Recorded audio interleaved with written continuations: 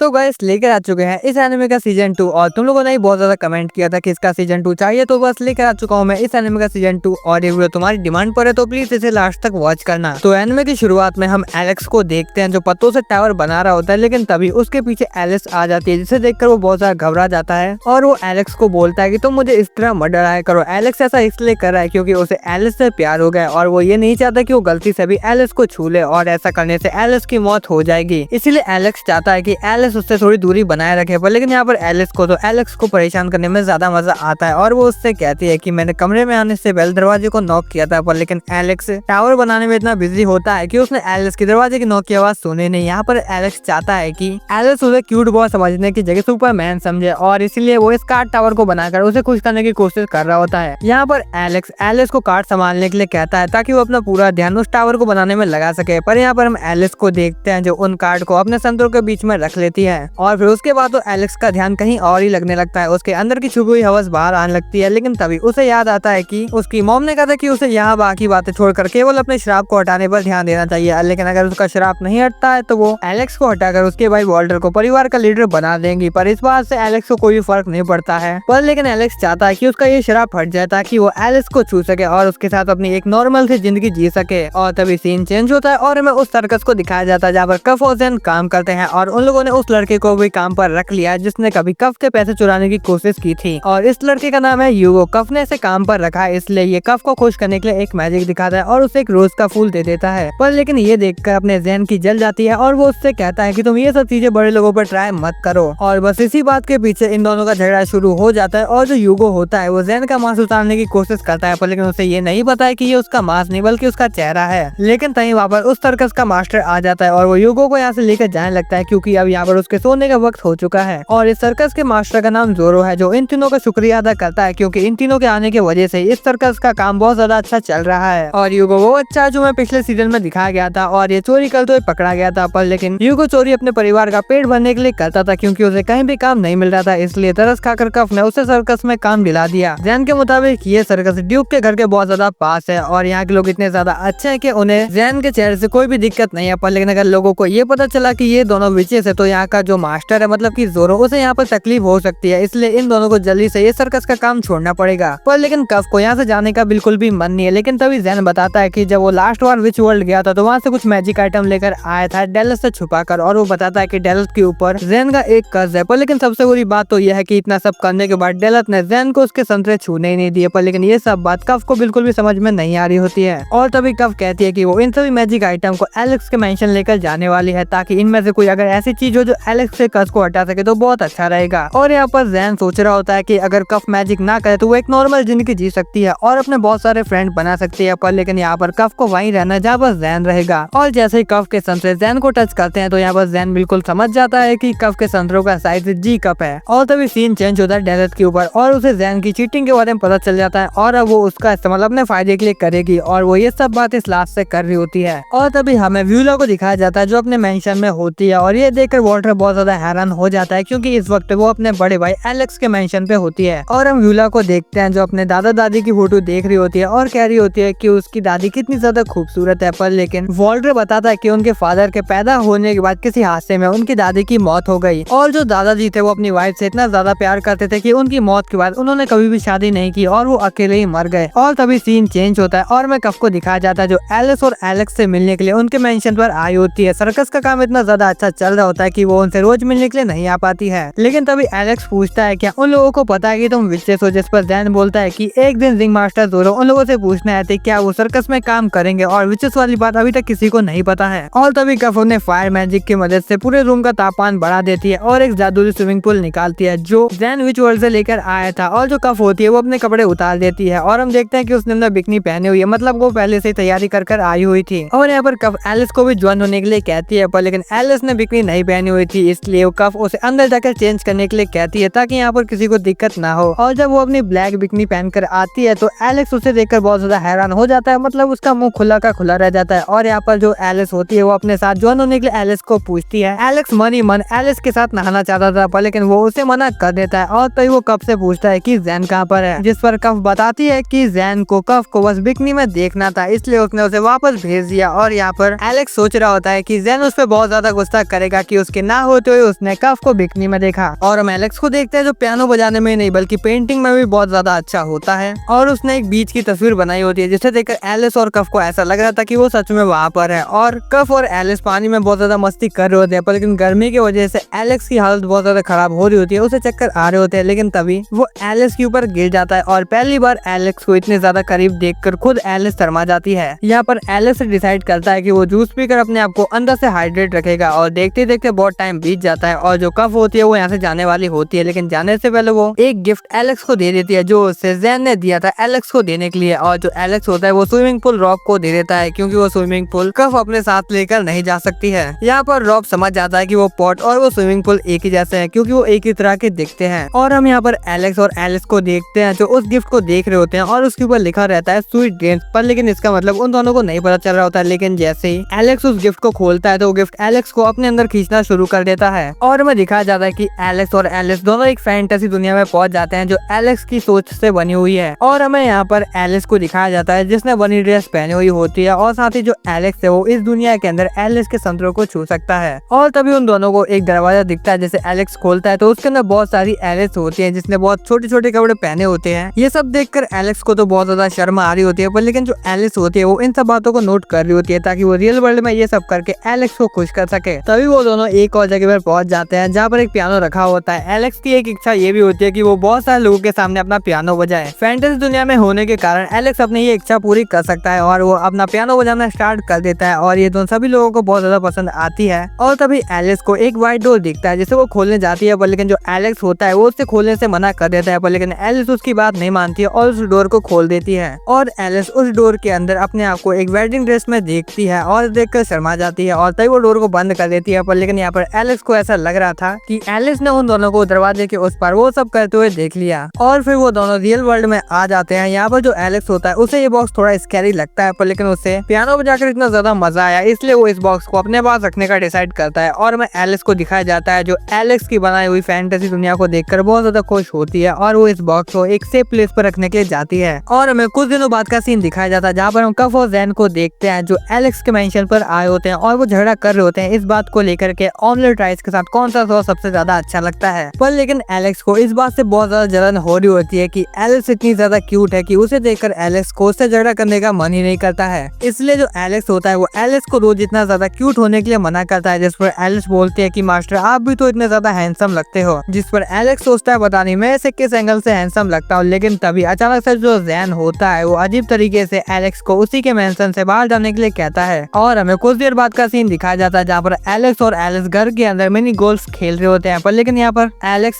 से बहुत ज्यादा नोटी बातें कर रही होती है जिस वजह से एलेक्स अच्छे से नहीं खेल पा रहा होता है। और जब एलिस गोल्फ खेलती है तो वो बड़े आसानी से जीत जाती है क्योंकि उसके लिए गोल्फ खेलना बस झाड़ू लगाने जितना आसान था। और जो एलेक्स होती है वो गोल्फ खेलने के लिए एलेक्स को कुछ टिप्स दे रही होती है और वो कहती है कि जब भी तुम बॉल्स को तो अपनी नजर से बॉल के ऊपर रखो। और एक बात सुन के जो एलेक्स होता है वो एक शॉट मारता है जो डायरेक्ट फ्लैग को जाके टकरा जाता है और ये देखकर दोनों बहुत ज्यादा खुश होते हैं। और तभी सीन चेंज होता है और हमें वॉल्टर को दिखाया जाता है जो गोल्फ खेल रहा होता है। तभी वहाँ पर उसकी बहन व्यूला आ जाती है जिसे मेकअप बहुत ज्यादा पसंद होता है, पर लेकिन जो उसकी मॉम है उसने उसे मेकअप लगाने से मना किया है और साथ ही उनकी परमिशन के बिना घर में कोई भी मेड मेकअप नहीं लगा सकती है। इसलिए व्यूला वॉल्टर को गिमी पिक बनने के लिए कहती है और जो वॉल्टर होता है वो बन भी जाता है। और फिर जो व्यूला होती है वो उसको मेकअप करने लगती है और फिर मेकअप लगने के बाद तो जो वॉल्टर होता है वो लड़की से भी ज्यादा लड़की लग रहा होता है और ये देखकर वो खुद ज्यादा हैरान हो जाता है। पर लेकिन तभी वॉल्टर के दिमाग में एक खुराफाती आइडिया आता है और वो कहता है कि वो लड़की बन के अपने भाई एलेक्स के मेंशन में जाएगा और वो उसे अपने प्यार के जाल में फंसा लेगा और वो ये बात अपनी मॉम को बताएगा और उसके बाद उनकी मॉम वॉल्टर को फैमिली हेड बना देगी। पर लेकिन ये बात सुनकर व्यूला के पता नहीं एक्सप्रेशन कुछ अजीब से हो जाते हैं, पर लेकिन मजे लेने के लिए वो इस बात के लिए मान जाती है। और फिर वो दोनों कुछ देर के बाद अपने भाई एलेक्स के मेंशन पर पहुंच जाते हैं जहाँ वो जो व्यूला होती है वो वॉल्टर को अपनी एक न्यू मेट के रूप में इंट्रोड्यूस करवाती है। और जो वॉल्टर होता है वो अपने स्कर्ट उठा के एलेक्स को परेशान करने की कोशिश करता है, पर लेकिन एलेक्स ये सब रोज ही देखता है इसलिए उसे इस बात से कोई फर्क नहीं पड़ता है। और इस बात से उसके भाई वॉल्टर को ऐसा लग रहा होता है कि उसके भाई को कहीं लड़के तो पसंद नहीं है। पर लेकिन जो यहाँ पर व्यूला होती है वो रॉब को ढूंढने के लिए निकल जाती है। यहाँ पर जो एलेक्स होता है वो वॉल्टर को अपनी सेकंड गोल्फ खेलने के लिए बुलाता है और सेकंड नाम सुनते ही जो वॉल्टर होता है वो बहुत ज्यादा उदास हो जाता है और तो वो लिखकर बताता है कि अगर उसने उस फ्लैग को टच कर दिया तो जो एलेक्स है उसे उसके साथ डेट पर जाना होगा। तो क्या वॉल्टर उस फ्लैग को हिट कर पाएगा, ये जानेंगे हम अगले एपिसोड में। वीडियो पसंद आई हो तो वीडियो को लाइक करके चैनल को सब्सक्राइब कर लेना। मैं मिलता हूँ तुम्हें एक नेक्स्ट एपिसोड में। Thanks for watching guys.